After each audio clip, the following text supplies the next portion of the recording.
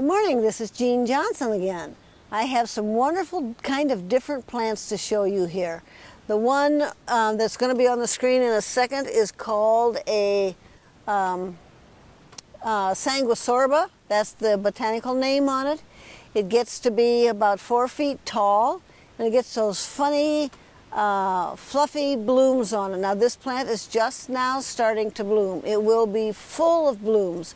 But as everybody who lives in Minnesota right now knows, most of your plants were at least 2 weeks late coming up and blooming. The beauty of that plant is that you can cut a stalk of that and they will keep in water for quite a long time, and it makes a real fun addition to a bouquet. It seems to want to get bigger, but it isn't rampant. Now I'll show you the difference between a daylily. I talk about taking a daylily in the house. I have a beautiful one down right here that is open today, and if I wanted to take that in the house right now, it wouldn't be out in the garden, but I could take it in. You do not have to put a daylily bloom in water. You can just set it. You can set it on a platter with some cookies or something. You can set it on the vanity in your bathroom or bedroom and enjoy it for the day. Now at night it's going to close. And it'll be kind of ugly, and it won't open up again. Now the yellow lilies in the back, those are Asiatic lilies. They grow from a bulb. Those will keep, but don't cut the big stalk down. The foliage on that stalk feeds those bulbs, and so you can go from one flower to having however many are in that clump, and that's what that has done over time. I started with one. If you want to take a couple of those in the house, and they will stay open many days, you just cut them down where they connect to the stalk and then float them in some water.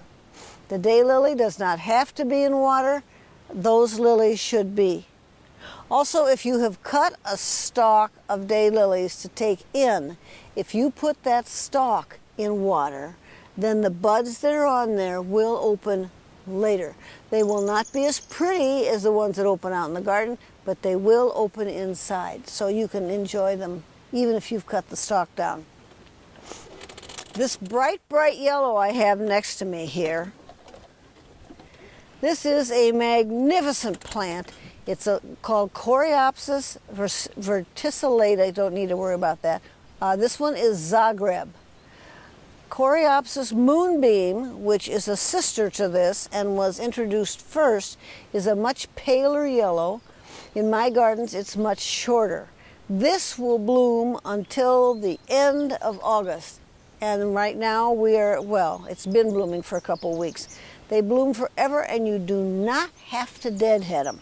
So this is one of the plants that I have put in different places where I used to put marigolds. Well, marigold you have to deadhead or the plant gets looking crummy. This does not.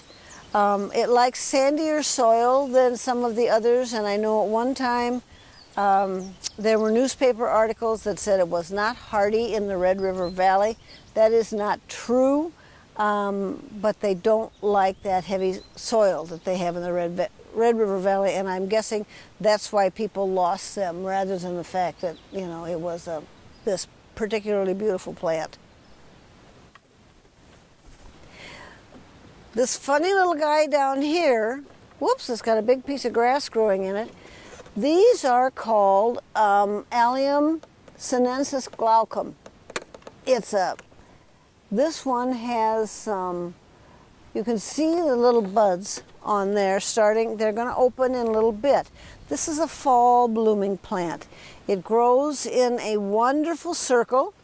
It's kind of a bluish color, likes the sun. I have seen them used as an edging. I could take one of these apart and have 25 plants. And then in the fall, they send up these little allium-like flowers, and it just makes a wonderful presentation for your fall time when your daylilies and other things are finished blooming. So try different things. Thank you.